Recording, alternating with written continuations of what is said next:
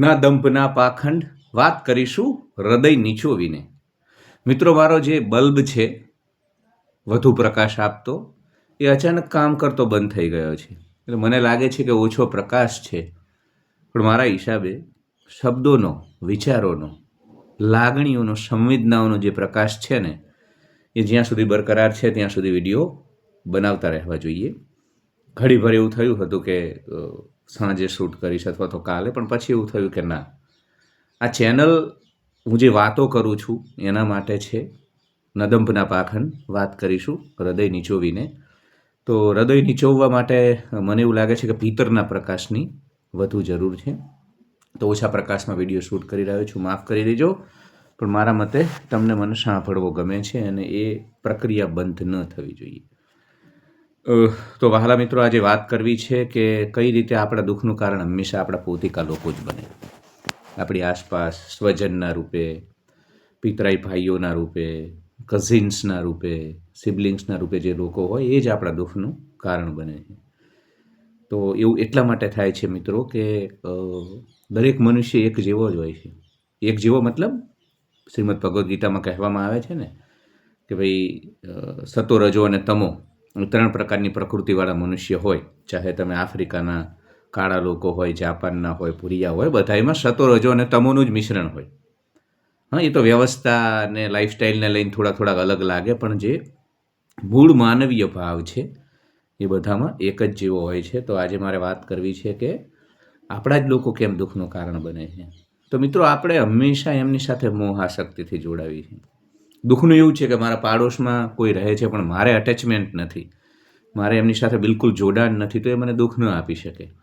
અને અહીંથી મારો એક મિત્ર કેનેડા છે, લંગોટીયો મિત્ર, એ મને દુઃખ આપી શકે, એ વાત ન કરે, ઇગ્નોર કરે કોઈ પણ ક્રિયાકલાપથી. એટલે એક તો દુઃખનો એક લોકો તો જુઓ, લોકો તો કામ, ક્રોધ, લોભ, મોહ, મદ, મત્સર વાળી પ્રકૃતિવાળા જ છે. એ તો આપણે એમને આદર્શ માની લઈએ છીએ, પોતાના માની લઈએ છીએ. એટલે એક તો થોડુંક આપણા પોતાના વલણમાં ફેર કરવાની જરૂર છે. અને મોહાશક્તિ પેદા કરીએ એટલે દુઃખ આવે છે. એટલે આ વિડીયો એટલા માટે મિત્રો બનાવી રહ્યો છું કે મારી આજુબાજુમાં બહુ એવા લોકો જોયા કે જે મોહાશક્તિ ખૂબ એમને કુટુંબના નામે આ બધી હોય ને એમાં જ દુઃખી. હા, આસક્તિ રાખીને પણ જો સુખનો અનુભવ કરતા હોય, સુકૂનનો અનુભવ કરતા હોય, શાંતિનો અનુભવ કરતા હોય તો મને વાંધો નથી. પણ સતત દુઃખ, સતત એમની વાતોમાં નકારાત્મકતા અને બીજા લોકોને બદલવાની કોશિશ. આપણા શરીર બહાર આપણે કોઈને બદલી શકતા નથી. અને એક વાતનો આપણે સૌએ સ્વીકાર કરી લેવો પડશે મિત્રો કે કામ, ક્રોધ, લોભ, મોહ, મદ, મત્સર, ઈર્ષાવાળી જે પ્રકૃતિ છે ને મનુષ્યની, એ ક્યારેય બદલાતી નથી. એટલે કોઈને પણ એવા બહુ આદર્શ ન સમજી લેવા, કોઈનું ફેન ન થઈ જવું અને કોઈને પોતાના ન માની લેવા, કેમ કે ત્યાં આપણે ભૂલ કરીએ છીએ. એ અંતે આપણી જેમ મનુષ્ય છે, શરીર છે, પ્રકૃતિના ગુણોથી બંધાયેલા છે. એટલે બદલાઈ શકે અને દુઃખ તમને કોઈ ના આપી શકે જો તમે જાગૃત હોય તો. તમે મોહાશક્તિ પેદા કરશો તો ગમે તેટલો સારો લાગતો, સજ્જન લાગતો માણસ પણ અપેક્ષાના કારણે દુઃખ તો પેદા કરશે. તો આજે થોડી એની પર વાત કરવી છે, પણ એ સાથે સાથે આપ સૌને હું દરખાસ્ત કરી જોઉં કે ડિસ્ક્રિપ્શનમાં જજો, ત્યાં યુપીઆઈ આઈડી છે જ્યાંથી આર્થિક સહયોગ કરી શકો છો. નીચે મેલ આઈડી છે જ્યાંથી તમે કાઉન્સિલિંગ કોલ લઈ શકો છો. તમારા જીવનની કોઈ પણ સમસ્યા માટે તમે મારી સાથે વાત કરી શકો છો. અથવા પ્રેમ વ્યક્ત કરવા માટે પણ ઘણા બધા લોકો વાત કરે છે. બાકીના લોકો લાઇક કરે, શેર કરે, સબસ્ક્રાઈબ કરે, ઘંટડી ઓન કરે અને આ ચેનલને વધુ લોકો સુધી પહોંચાડવામાં મદદ કરે. તો મિત્રો, હંમેશા તમારી આજુબાજુના લોકો જ દુઃખનું કારણ રહેશે જો તમે જાગૃત નહીં થાવ તો. તમે જોજો તમારી બાજુના ગામમાં લોકો શું કરે છે, તમને ફરક નથી પડતો, પણ તમારી આજુબાજુ અને બીજું તમારી ઇન્દ્રિયો, તમારું મન, તમારી આંખોની સામે જે વસ્તુ આવે એ કાં તો સુખ આપે, દુઃખ આપે. તમારી બાજુના ગામમાં પહેલાં ટેલિવિઝન કે સોશિયલ મીડિયા નહોતું તો 10-20 કિલોમીટર શું થતું હતું માણસને ખબર નહોતી, તો એ દુઃખનો અનુભવ ન કરતો. હવે ટેલિવિઝનમાં ગાછામાં શું થાય છે એ સીધું દેખાય સોશિયલ મીડિયાના કારણે. તો આ એક સુખ દુઃખનો જે અનુભવ છે એનું એક પ્રમુખ કારણ સોશિયલ મીડિયા પણ છે. અને બીજું તમારા પોતાના જ લોકો, તમે જોજો ગામમાં જે બીજી અટકના લોકો હોય, બીજી જ્ઞાતિના લોકો હોય, ત્યાં દુઃખ નહીં આવે. કેમ કે એ લોકોને તમારી સાથે લેવા દેવા નથી. તમે કોઈ પણને પોતાના માનો ને ત્યાંથી લફડું ચાલુ થાય. જે ક્ષણે, જે મુમેન્ટમાં તમે કોઈને પોતાના માનવા લાગો, મોહ આસક્તિનો ખેલ શરૂ થઈ જાય. બીજું, ઘણી વખત તમારા સગા ભાઈઓ અને પિતરાઈ ભાઈઓ જોડે એટલા માટે દુઃખ હોય અથવા તો એ લોકોને તમે ન ગમતા હોય કે એમની સાથે તમારી જવાબદારી વહેંચાયેલી છે. હું મારા પિતાજીને કંઈ થાય, માતાને કંઈ થાય તો મારી જવાબદારી મારા ભાઈ જોડે વહેંચાયેલી છે. તો એને મારાથી સમસ્યા થાય, મને એનાથી સમસ્યા થાય, અમારી પત્નીઓને એકબીજાથી સમસ્યા થાય. તો સહજ છે. બહારના લોકોને એના મિત્રોને કંઈ લેવા દેવા ના હોય એટલે એને એના મિત્રો સારા લાગે, મને મારા મિત્રો સારા લાગે. એટલે જેની જોડે તમારી જવાબદારીઓ વહેંચાયેલી છે, જેની સાથે તમારે આ માયાના આવરણમાં ખેલ પાર પાડવાનો છે, એ લોકો જ તમારા દુઃખનું કારણ બને. સ્વાભાવિક છે.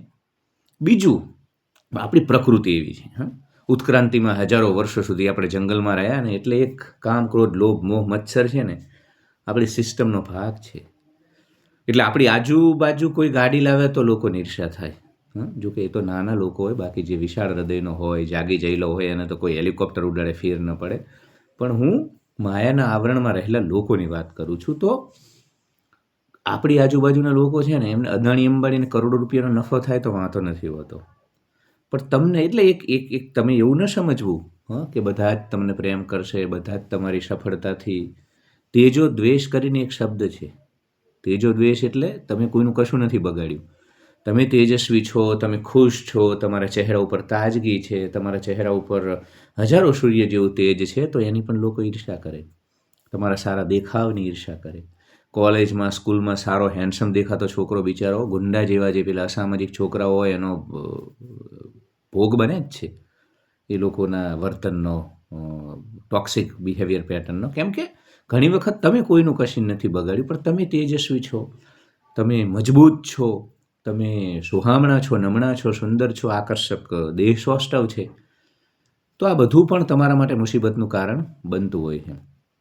એટલે થોડુંક મને આ જરૂરી લાગ્યું. કેમ કે હું મારી આજુબાજુ જ્યારે પણ માનવ સભ્યતાની વચ્ચે જઉં છું, હવે તો ટાળું જ છું, પણ જ્યારે પણ જઉં તો સતત આ જ વસ્તુઓ સામે આવે. ભાઈ, સ્વજનો દુઃખનું કારણ છે, પરિવાર દુઃખનું કારણ છે, પિતરાઈ લોકો, તો એ રહેવાનું. કેમ કે એમની મોહાશક્તિ તમારી જોડે છે એટલે એમને તમારાથી દુઃખ મળે છે. તમે પણ એમને જુઓ જ છો ને કે આ મારા પોતાના. તમારું સ્વજનનું મૃત્યુ થાય તમે દુઃખી થાવ, 12 લોકો, 1000 લોકો રોજ મરે છે. એટલે અને તમારા સ્વજનના મૃત્યુથી પણ દુઃખ ન થાય. તમારા જે લોકો શહેરોમાં રહે છે, તમારી સાથે જ નથી રહેતા, જેમની જોડે તમારો વ્યવહાર જ નથી, એવા સાવ બ્લડ લાઇનના તમારા નજીકના પરિવારના લોકો પણ જો તમારી સાથે વ્યવહારમાં નથી તો દુઃખ ન થાય. અને તમારા પરિવારનો નહીં પણ પાડોશમાં હોય અને વ્યવહાર હોય તો દુઃખ થાય. એટલે આખો ખેલ જે છે એ મોહ આસક્તિ અટેચમેન્ટનો છે. એટલે થોડુંક જાગૃત રહેવું. અને કોઈનું નથી હોતું મિત્રો. 2025માં, 2026માં મૂડીવાદી વ્યવસ્થાઓમાં સૌને પોતાની જવાબદારી હોય છે. એ અપેક્ષાઓ છોડવી અને એવું અપેક્ષા ક્યારેય ન રાખવી કે બધા તમને પ્રેમ કરે છે. મારી ગેરહાજરીમાં મારી નિંદા થાય છે અને હું પણ કોઈની ગેરહાજરીમાં એની નિંદા કરતો હોય. એટલે એ એક આપણું એક જજમેન્ટલ, આપણું જે હ્યુમન બ્રેઇન છે એમાં આપણા હાથમાં નથી. આપણે કોઈની પણ સાથે રહી અને જજ કરવાનું ચાલુ કરી દઈએ. ભારતમાં તો લોકો એકબીજાને ન મળ્યા હોય તો એ ખાસ પૂર્વગ્રહ હોય કે આ માણસ તો આવો છે. ભલે એને મળ્યો જ ના હોય, તમે કોઈને મળ્યા વગર 24 કલાક, એક અઠવાડિયું એની સાથે વિતાવ્યા વગર કઈ રીતે કહી શકો? એટલે છે ભારતમાં આ બધું અને રહેવાનું. મારું તાત્પર્ય એ છે કે એક તો તમે 40ના છો, 41ના છો તો હવે જાગો અને કોઈને પોતાના ન માનશો.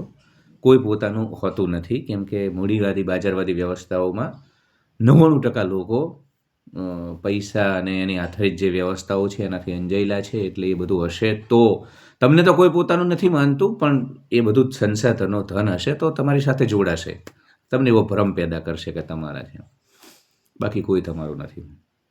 તો મહેરબાની કરી અને આ બધી વાતોને થોડી ધ્યાને લેજો. કેમ કે હું નથી ઈચ્છતો તમે દુઃખી રહો.